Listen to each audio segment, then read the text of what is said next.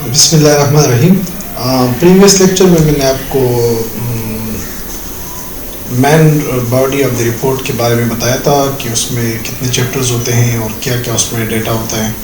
तो उसी लेक्चर की कंटिन्यूटी में हमारा आज का लेक्चर नंबर 10 जो है writing introduction chapter of research thesis या रिपोर्ट राइटिंग का जो पहला चैप्टर होता है जिसको इंट्रोडक्शन कहते हैं, वो कैसे आप उसमें क्या क्या होगा, आप कैसे लिखेंगे उसमें। तो आगे चलते हैं जी। इस लेक्चर के जो ऑब्जेक्टिव्स होंगे, to write the first chapter or introduction chapter of research thesis और research report writing, to write components of the introduction chapter of the report writing. यानी इस चैप्टर में जो आप इसको इंट्रोडक्शन कहते हैं, चैप्टर नंबर फर्स्ट, इसमें कौन से मेजर कंपोनेंट्स हैं उसके बारे में हम आपको बताएंगे। चैप्टर नंबर 1 इंट्रोडक्शन, ये थोड़ा सा मैंने यहाँ पे आपको एक ब्रीफ सा यहाँ पे डिस्कस किया है। It serves as an orientation to the investigation. In the introduction, you state and analyze the nature of the problem and develop a foundation for investigation. यानी इसमें आप पहले आप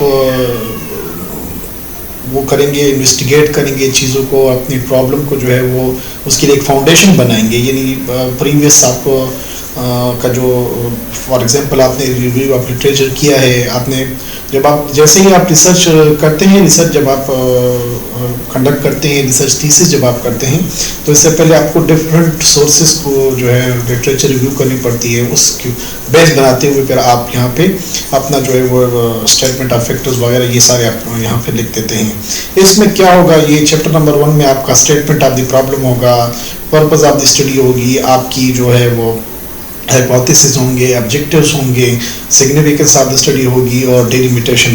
तो ये इस तरह का होगा। ये देखें, मैंने यहाँ पे आपको एक सैंपल सा बताया है। ये देखें,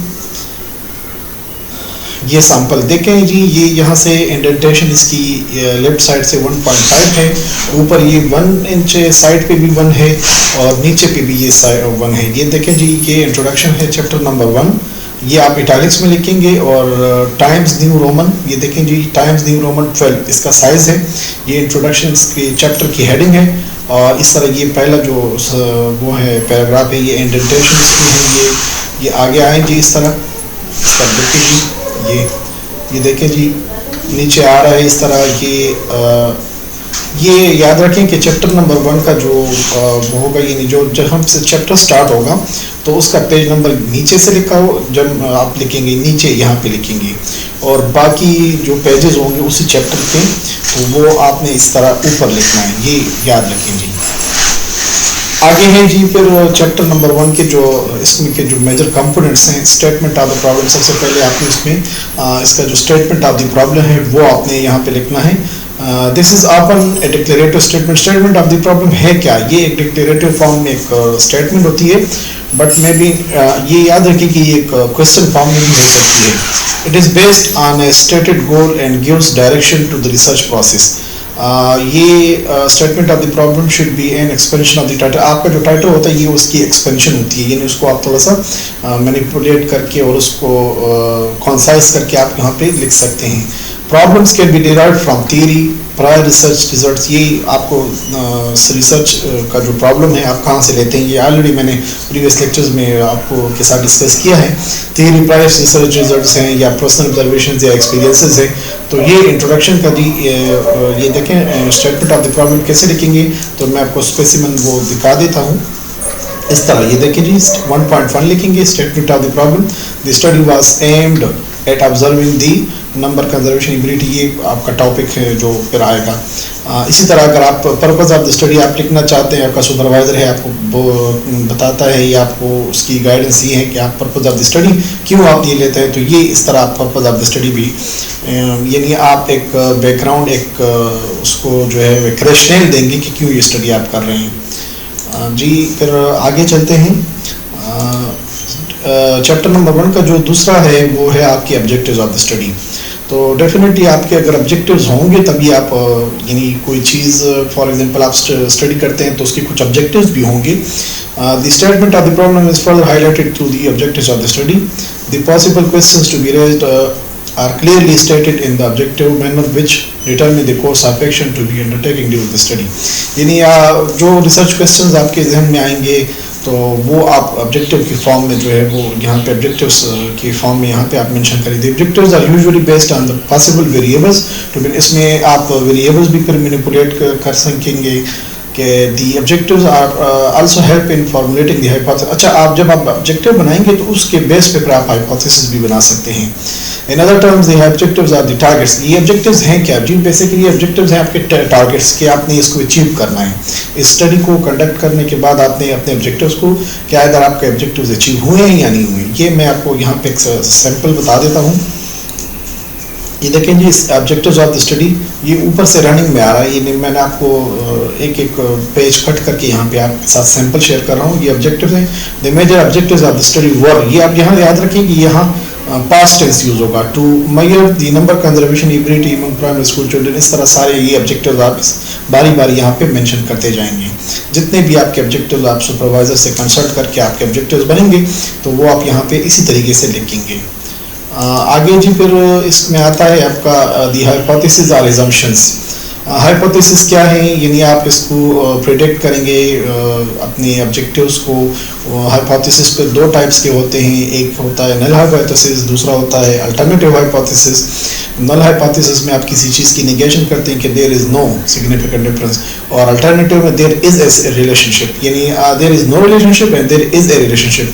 ये नल हाइपोथेसिस और अल्टरनेटिव हाइपोथेसिस की स्टेटमेंट होती है। Questions that the research is designed to answer are usually framed as hypothesis to be tested on basis of evidence। Evidence के बेस पे आप अपना हाइपोथेसिस जो है मफरूज़ा, इसको मफरूज़ा भी कहते हैं, आप इसको टेस्ट करते हैं। This step establish the problem and logic underlying the research study। It gives directions to the data gather। ये आपको एक डायरेक्शन देती है कि आप डेटा कैसे कलेक्ट करेंगे। It is in the light of the hypothesis that the relevance of data to be collected is judged। यानी आप हाइपोथेसिस के थ्रू आप अपना डाटा जज कर सकते हैं कि इधर आपने हाइपोथेसिस बनाए तो इधर वो रिजेक्ट हो रहे हैं या एक्सेप्ट हो रहे हैं, या आपका अल्टरनेटिव हाइपोथेसिस जो है वो अचीव हो रहे हैं नहीं हो रहे। तो ये इस तरह की assumptions क्या है? assumptions are statements of ideas that are accepted as true। assumptions जो है वो बेसिकली इसको हम ट्रू ही एक्सेप्ट करते हैं। they serve as the foundation upon which the research study is based। ये था, देखें मैं आपके साथ सैंपल शेयर कर रहा हूँ। ये hypothesis of the study to achieve the above, यानी जो ऊपर वाले ऑब्जेक्टिव्स को इशारा कर रहे हैं कि to achieve the objectives of the study the following null hypothesis were tested. मैंने वाली यहाँ स्टडी पे मैंने यहाँ नल हाइपोथेसिस लिखे तो ये H01 देखें। अगर आपका अल्टरनेटिव है तो आप HA1 लिखेंगे। इस तरह HA ये नॉट लिखा है, 0 ये नॉट है, और ये देखें H02, H03, H04 जितने आपके ऑब्जेक्टिव्स हाइपोथेसिस बनेंगे। फॉर एग्जांपल ये H01 है तो there is no significant difference in the frequency of 3 to 8 years old primary school children या स्कूल नंबर कंजर्वर्स। ये इस तरह आप हाइपोथेसिस इसको जो है वो आप लिख सकते हैं। आगे जी चलते हैं। फिर इसके बाद जो आता है आपका डिलिमिटेशन ऑफ द स्टडी। तो ये देखें, ये मैंने आपको पहले भी लेक्चर में वो किया है कि जियोग्राफिकल बाउंड्रीज से आप अपने एरिया को जो है वो थोड़ा सा डिलिमिट करेंगे। The resources of information selected in their nature. ये देखें द एग्जैक्ट एरिया आपने इसको सेलेक्ट करना है। फिर डिलिमिटेशन यही है। सिग्निफिकेंस ऑफ द प्रॉब्लम क्या है जी? The background of the problem under study, यानी आपकी जो स्टडी है ये जो आपका प्रॉब्लम है इसकी सिग्निफिकेंस क्या है, ये फ्यूचर बेनिफिशरीज इसके कौन हो सकते हैं। यहाँ पे मैं आपके साथ वो शेयर कर देता हूँ जी। इसका स्पेसिमन देखें, ये जी significance of the study is equally significant for all primary school level. अगर आपकी स्टडी प्राइमरी लेवल की है तो ये आपका प्राइमरी लेवल पे होना चाहिए। यहाँ पे एक चीज़ मेथड एंड प्रोसीजर मैंने यहाँ पे मेंशन की है, ये मैंने बताया भी था प्रीवियस लेक्चर में।